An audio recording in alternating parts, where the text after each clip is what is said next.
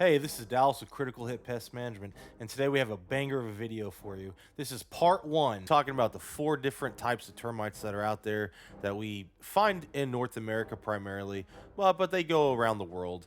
We're going to be talking about the Eastern Subterranean termite, my favorite, the Formosan termite, Drywood termites, and Dampwood termites. And I'm going to break them all down in their characteristics, what you're looking for, how to identify them, treatment methods that we utilize.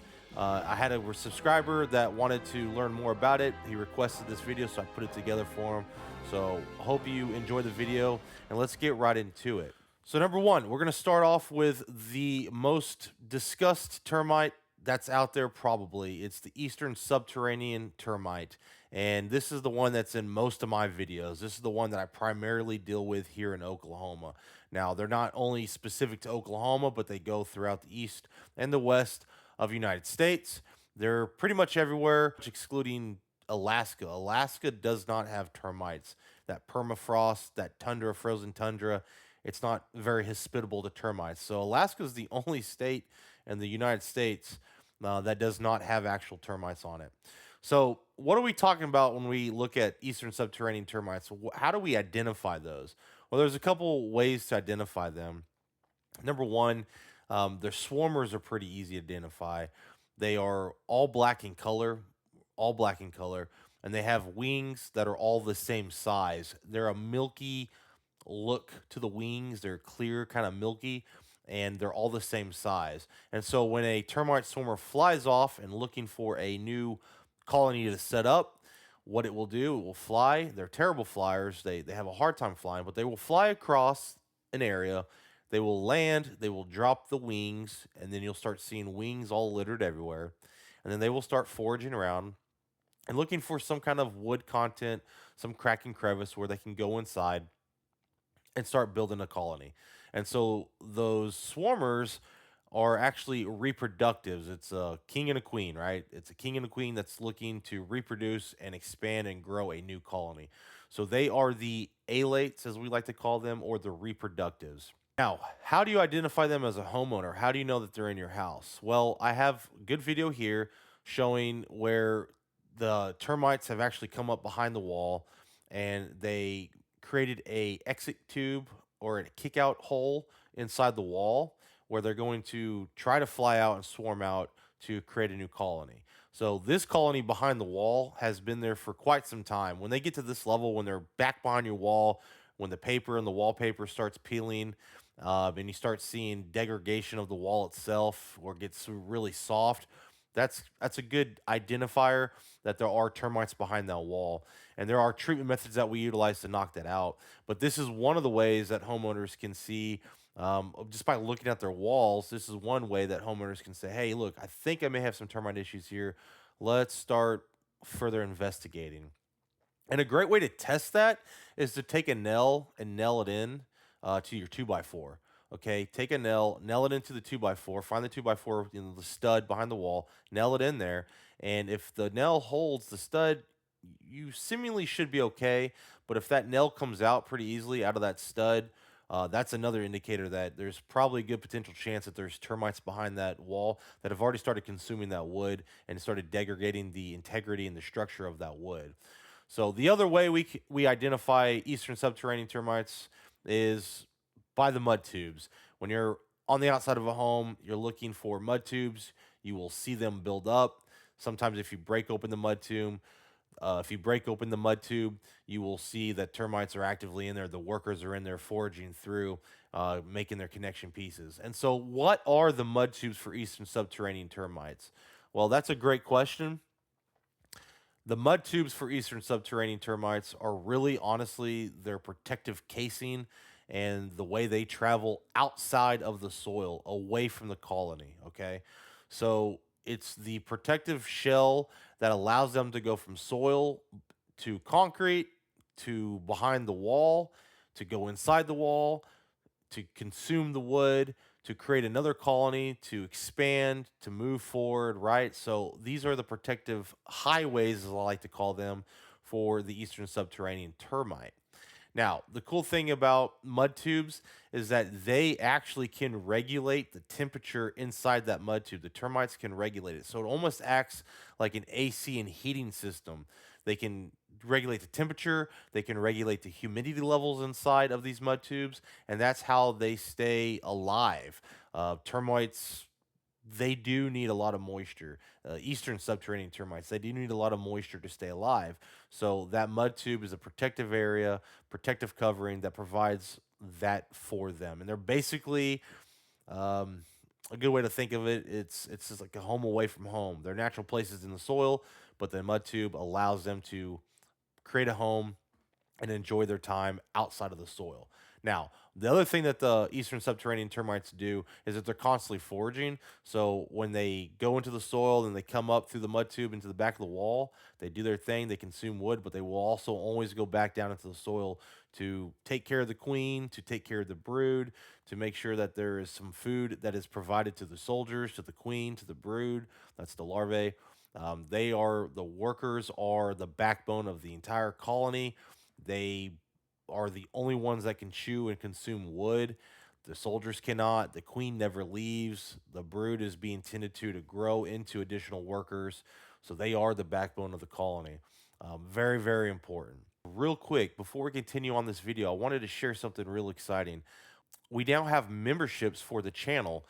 So if you want to become a member of Critical Hit, you can join the Hit Squad. You can support the channel in several different ways. There's several different tiers of membership. The coolest tier, if you are working for a pest control company or you're trying to start your own pest control company, I do have a tier in there where I can meet with you on a monthly basis for about an hour or so per month and discuss your business as a whole and help you decide where you need to go, what you need to do. So that's going to be the highest tier that I have, but there's a bunch of perks in each and every tier. So take a look at those and become part of the family. Join the membership. It'll help support this channel. Also, lastly, with the support of the channel through your memberships, I'm also tagging products that I can utilize that I've utilized in the past through the affiliate program I'm now associated with. So if you do see pop-ups with product listings, those are actual products that I would use in the field. I do recommend those. So click the link, find it, go buy it. Should save you a little bit of money. You should get a little bit of a discount there if you're looking to do some of this on yourself as a DIYer. So some cool upgrades to the channel that I've made over this last month, and we're really excited to see that. Currently, the subscriber count is at 1,097, so I appreciate all the subscribers. And again, if you think you can do it, if you want to do it, join the membership, help support the channel. I'd really appreciate it. Now let's get back to this awesome video. So now that you identify that you have Eastern Subterranean termites like we discussed, the next question is, how do we take care of them? Well, I'm going to link another video that I've made. It'll be right here or right here or right here, wherever it goes. It'll be somewhere on this, but it'll pop up. And go watch that video because it's going to give you a full breakdown of how I do the service when it comes to applying liquid applications with Termidor SC, Termidor HE, and then also utilizing the Trelona ATBS system, which I do recommend, I do like. So go watch that video. It'll help explain that in further detail. And that is one of the methods that we will be utilizing throughout the rest of the video, especially the liquid application throughout the rest of the video when we're talking about Formosans, when we're talking about Drywoods, we're talking about foaming, and then we're talking about Dampwoods, we're talking about removal of harborages and things like that. So those are some of the treatment methods. Let's get into it. Let's jump right into Formosan termites. Probably the most destructive of all the termites that are out there. The reason why Formosan termites are one of the most destructive termites on the planet is due to the fact that their colonies are just massive. We're talking millions of Formosan termites in a single colony versus a couple 100,000 in an Eastern Subterranean termite colony. Okay, so that is one of the things that gives the Formosan termite a massive advantage in destruction. I hate to say it that way, but a massive advantage in destruction is the fact that they have millions of termites inside the colony, and they are ferocious consumers. Now, besides being ferocious eaters, they are super and hyper aggressive They are another subterranean type of termite, so they are under the soil. They're foraging through. They're coming up. Their location currently is they are in the southeast portion of the United States. And I say that currently because it's ever changing. They started in Florida, Louisiana area. You got to think port cities, okay? They're not natural to America. So they came in through ports, ships, they brought them in. And what they started doing, they started taking over these port areas, docks, wet dock wood, right? Wet wood. So the docks started getting consumed.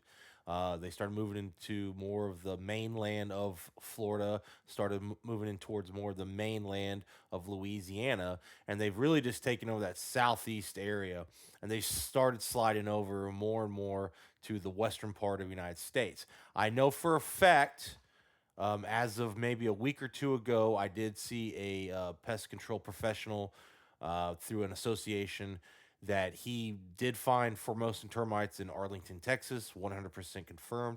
So they are in Arlington, Texas, probably in the DFW area, more and more every day, every week as time goes on. It's only a matter of time before they are in Oklahoma.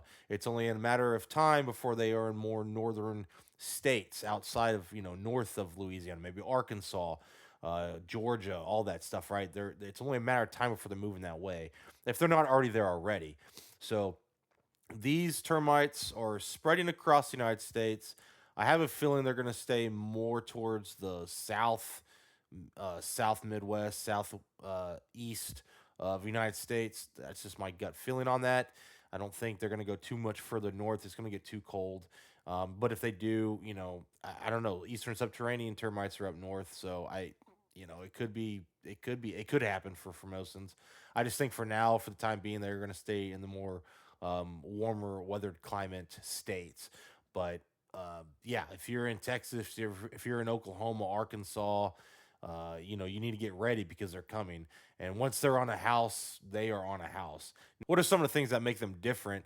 They do have an oval or a teardrop shaped head, um, versus the Eastern Subterranean termite, which is more elongated. Okay, so there's more of an oval shaped. Formosan's more of an oval shaped. Their mandibles also, when they close their mandibles, they do cross over. Okay, so Eastern Subterranean mandibles, they just kind of like close like that, but Formosan termites, they do cross over when they close them. Okay, so that's another interesting characteristic of the Formosan termite itself. As far as the swarmers are concerned, they're not all black. They're more of a golden brown. They're a lighter tan color, you could say. They they probably more along the lines look like a worker to some degree, but they are a little bit of a golden brown, lighter tan color. The swarmer is. Their wings themselves are hairy. They actually have hairs on their wings. And they will drop those wings off when they land, but the wings actually are hairy. So that is another distinctive characteristic of the swarmer itself. And one other weird, interesting fact about the Formosan termites is that there is a pore on the top of its head called the Fontanelle, and when it's disturbed, it will discrete a milky white substance. And the reason why they do this is so they can use it as a defense mechanism in case they're getting attacked by ants or other termite colonies. They can put that sticky substance on the aggressor and slow them down, almost kind of like a spider web, but they can slow them down and then they can attack and kill them out. So, kind of an interesting defensive mechanism that termite is. They're the only ones that have that. It's pretty cool, actually. Now, alongside with all of that, as we've discussed about Eastern Subterranean termites having the mud tubes, the Formosan termites will create a Carton nest behind a wall. Okay, and what is that? Well, it's comprised of fecal matter, wet organic material, and the wood that they've consumed. And it's a literal Carton nest. It's a leave behind of the shell of the wood that they've consumed and the area that they've been in. And I'm talking cartons. I've seen pictures and horror stories of some of the PCOs, pest control operators, PCOs in Louisiana, Florida, where they are literally removing huge, and I'm talking huge, cartons out of walls where the damage is so severe, they tear down the sheetrock, they tear down the wall, and it's just nothing but a huge carton of consumed wood and debris. And there's no structural integrity to that at all. It is literally just crumbles apart when they grab it, they pull it out, it'll come out in chunks, but you can crumble it apart. So that's the big telltale sign that they're there in the house. But at that point in time, it's almost too late because they've already done a lot of the damage. And so when you're talking about being a homeowner and you're talking about making sure that you get this issue done, if you're dealing with Formosan termites, do not, and I mean this with all my heart and all my experience, do not try to attempt to fix this issue on your home. You need to call a professional. You need to call a professional company that's out there. Look, if you're in some of these states and you feel like you've come across some Formosan termites, send me a message, put a comment down below. I can help get you qualified people that are in those areas. That's part of the membership as well.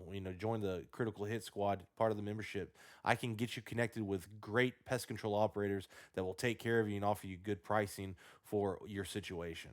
So I do not recommend a homeowner, a DIYer trying to take care of Formosans themselves. They are just one of the most, honestly, they are the most challenging termites that we have in the United States. So they're just challenging. Let's see. The treatment methods that we have for Formosan termites, it's really interesting. So if you're using Termidor SC or Termidor HE, I do know for a fact that in the state of Oklahoma, and as we've talked about in my other videos, there's mixture rates that we apply to kill out termites, right? So Eastern Subterranean termites, when I mix the Termidor into the water, I mix it at a 0.06% mixture rate. That means 0.06% of that product is Termidor, okay? And that is a good additive. That is a good mixture rate that will take care of the problem and fix the termite issues as a whole. There is another level that you can go up. You can almost double that rate. The label will allow me to double that rate and go to a 0.125 mixture rate. Okay, so that is me. So the 0.06% mixture rate is 0.78 ounces of Termidor per 1 gallon of water. Okay, so if I go up to the next level, that's telling me that I can use 1.56 ounces per 1 gallon of water, okay, of the Termidor SC. So I just double the mixture rate per the gallon of water. Well, in the state of Oklahoma, we are allowed, if we ever come across Formosan termites, we are allowed to take that max label rate for Termidor SC. We are allowed to double it one time to attack and kill Formosan termites. That means I'd be mixing that at a 0.250 mixture rate with the water, meaning I'm almost adding 3 ounces, 3.12 ounces of the termiticide per 1 gallon of water. That is massive. That is huge. That is a ton of Termidor that's mixed in with the water. I mean, that's a lot. Again, I usually mix it at 0.78 ounces per 1 gallon of water. This is potentially allowing me to mix it at 3.12 ounces per 1 gallon of water, which it would be, it's just a very thick mixture of termiticide. But that is something that we would be allowed to do if we can fully identify that they are Formosan termites around the home. Now, the other areas in Florida, they do a lot of tinting on homes with fumigation. So they will literally tint the entire house. They will fumigate the entire house with fumigants such as a Vikane gas. That gas will penetrate behind the walls. It will penetrate all the wood. It will penetrate all the cracks and crevices throughout the house. It usually takes about a 3 to 4 day process. The home is fully tinted. It is injected with the gas. The gas sits in the house for several days, several hours. And then once they get it all complete, they go through and they do a chamber exchange, basically, where they're pushing the air throughout the house to get all that gas out of the house to allow the homeowners to come back into the home at a later date. So you have to be a specialized company in fumigation license to offer that service to homeowners. And that is a very, very risky service due to the fact that humans can be killed. In fact, almost every single year, I hear a sad story about a family being severely injured and or killed by a company misapplying the gas, the fumigant inside the home.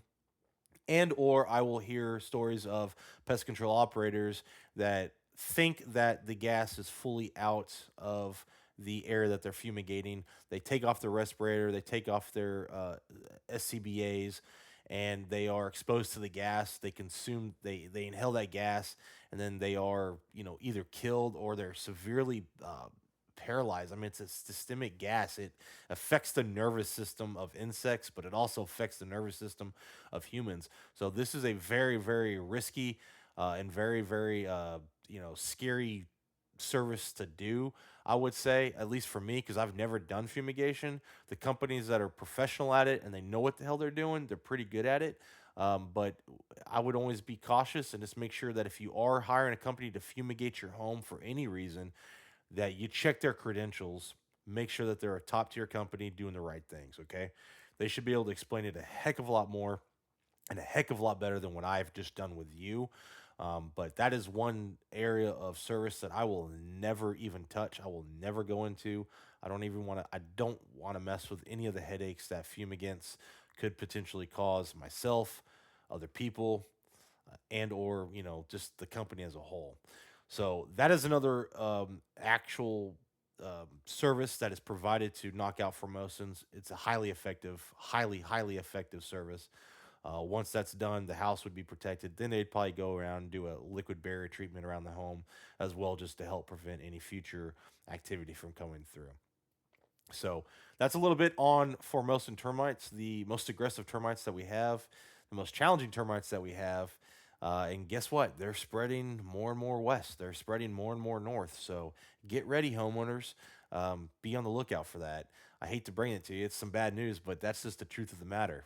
Well, I hope you enjoyed part one of this series. Part two is going to be coming up here later. We're going to be talking about Dampwood termites, and we're going to be talking about Drywood termites. They're a little bit less entertaining, a little bit more boring. They're more rare that we see them and deal with them. At least I am in the Midwest. They're going to be more of your coastal line, more of your forested type areas like Seattle, Oregon, Northeast, or Northwest. Sorry, they're going to be up Northwest. They're going to be more rainforest type, you know. So Dampwoods are really cool, interesting. Drywoods are really cool and interesting, but they're just something that we just don't deal with as much unless they are shipped in, and that's the key. So we'll stay tuned and we'll have that for the next video. Also, again, please join the membership. If you want to support this channel, join the membership. It'll help out. It'll be awesome. Some cool perks in there for you guys. You can go look at them and read on them. I'm literally going to make some professional plans for you on certain tiers. We can do some gaming together. We can also talk about, having one-on-one conversations about your pest issue as a whole. And then I can also get you associated and tagged with professionals throughout the United States that can help you out just as much as I'm able to do through my videos, but they're going to be able to physically give you a hand on your home or your business. So go support the channel. Don't forget to subscribe. Please subscribe to the channel. If you just, at a bare minimum, please subscribe. It just helps push this video out further. Like the video, put some comments down below, help push this through the algorithm, get this video out here, and then we'll get working on part two here coming up in a couple weeks. So stay tuned for that. I appreciate your views. I appreciate your subscriptions. I appreciate everything you guys do for the channel. Again, this is a fun hobby for me. I love doing this, and we will catch you guys on the next video. Have a great day.